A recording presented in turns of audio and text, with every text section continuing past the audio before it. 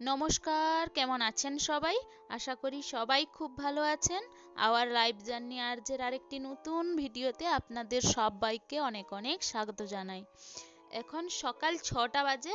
6টার সময় পায়রাগুলো এসেছিল, তাদেরকে খেতে দিলাম। তারপরে চলে এসেছিল আমাদের যে সেই কুকুরটা, স্নান টান করার পর তারপর তাকে আমি খেতে দিয়ে দিচ্ছিলাম রুটি। তার সে ভাবছিল যে আমার কাছে অনেক কিছু খাবার আছে, আমি ওকে দিব, তাই বারবার ফিরে ফিরে আমার দিকে তাকাচ্ছিল।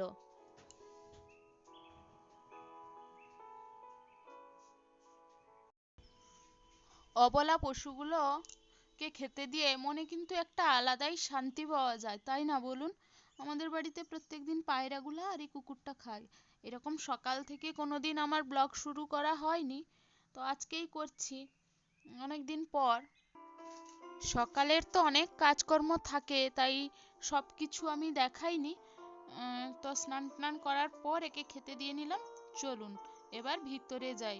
আজকে রাতে একটা দারুণ জিনিস তৈরি হবে, তার জন্য এখানে আমরা আতপ চাল ভিজিয়ে নিচ্ছি।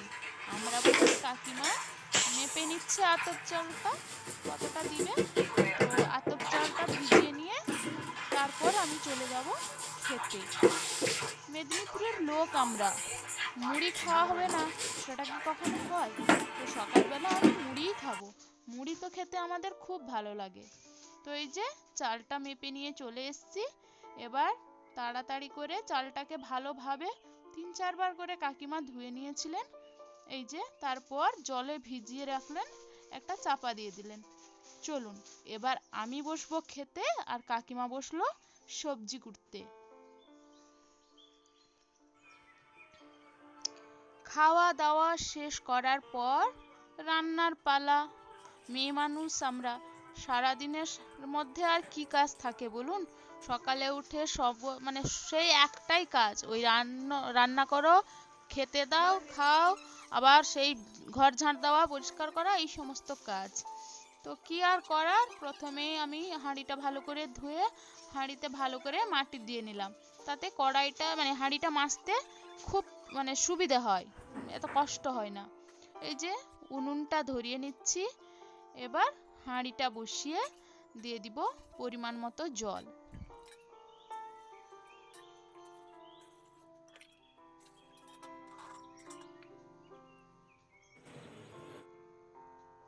এদিকে চলে এসেছি আমি গ্যাসের কাছে। এখানেই নিরামিষ সব কিছু রান্না বান্না হবে।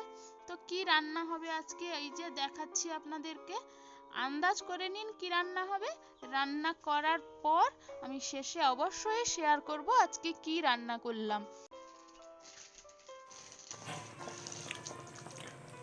উনুনে ভাত ফুটছে টকবক করে, আর এই সময় একজন দাদু এসেছিলেন, এই যে দিয়ে গেছেন কতগুলা শিম। দেখুন, দাঁড়া একটু আলোতে নিয়ে দেখাই, ভালো দেখা যাবে।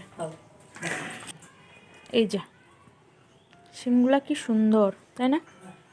তো এগুলা রেখে দিই পরিষ্কার করে ধুয়ে, তারপর আর কি কাজ হয় দেখি। চল, শেষের তরকারিটা ফুটতে বসিয়ে দিয়ে আমি এদিকে করে নিচ্ছি সামান্য একটু গরম জল। তো জলটা গরম হয়ে গেছে, এই যে একটা বড় জামে করে ঢেলে নিলাম। তো গরম জল দিয়ে কি করব সেটাই এবার দেখার পালা। তো দেখুন আমি গরম জল দিয়ে কি করি।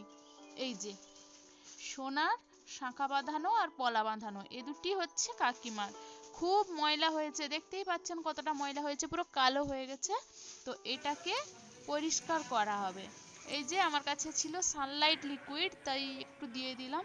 আপনারা সার্ফ এক্সেল থাকলেও দিতে পারেন, খুব ভালো হয়। আমি রিঠেফল দিয়ে করি না, এভাবেই পরিষ্কার করি, পুরো সুন্দরভাবে পরিষ্কার হয়ে যায়। তো কোন প্রসেসে আমি পরিষ্কার করছি দেখুন, আর পরিষ্কার হওয়ার পরেও কীরকম লাগে দেখতে অবশ্যই আমি দেখাবো। তো দেখুন এইভাবে ঘষে নিচ্ছি। এইগুলা কিন্তু গয়না পরিষ্কার করারই ব্রাশ।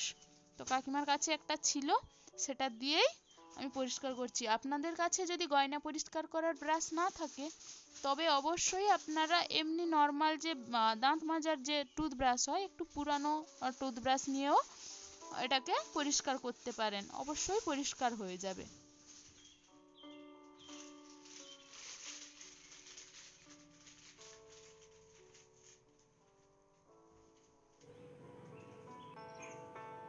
দেখুন পরিষ্কার করার পর কিরকম চকচক করছে।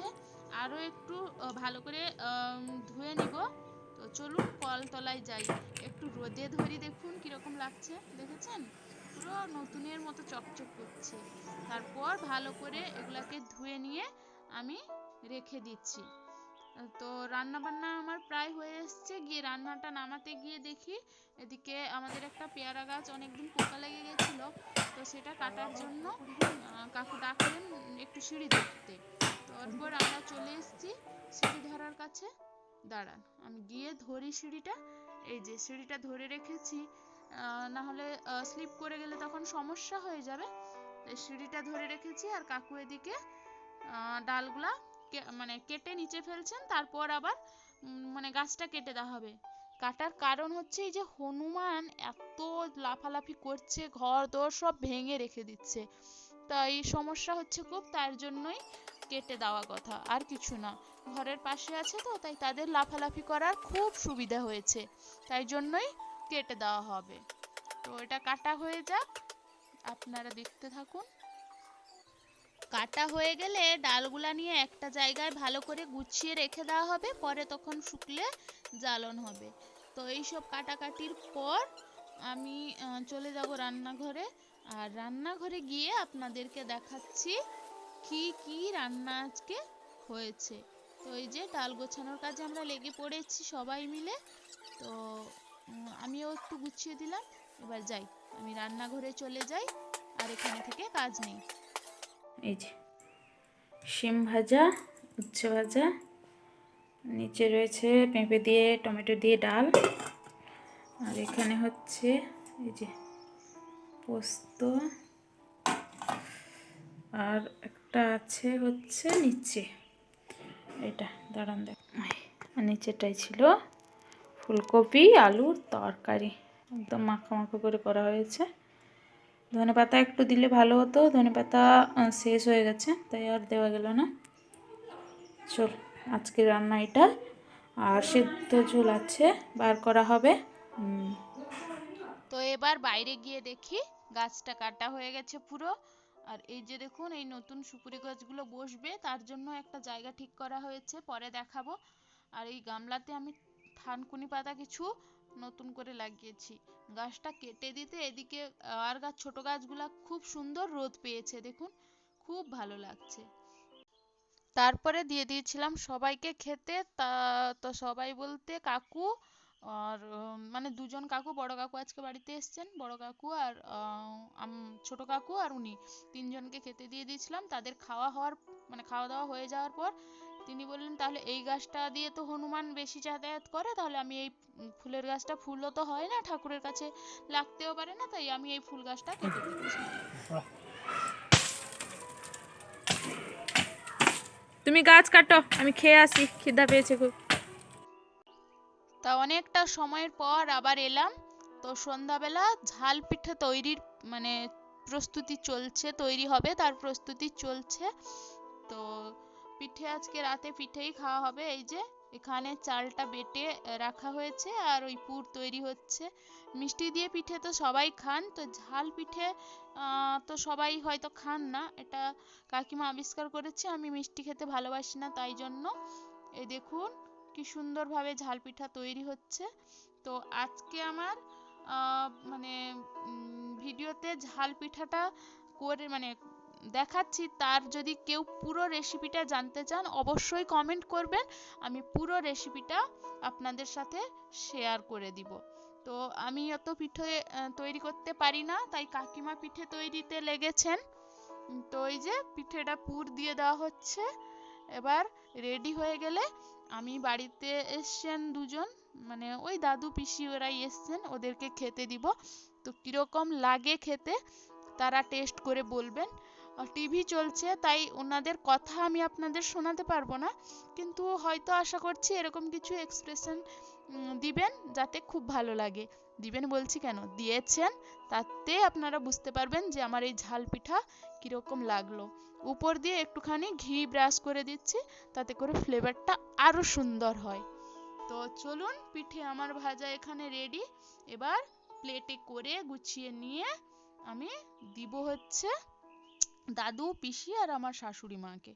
তো চলুন, এই যে দুটো প্লেট রেডি করে নিয়েছি, এবার দুজনকে দিয়ে দিচ্ছি। ফার্স্টে দাদুকে দিলাম, তারপর দিয়ে দিচ্ছি হচ্ছে পিসিকে।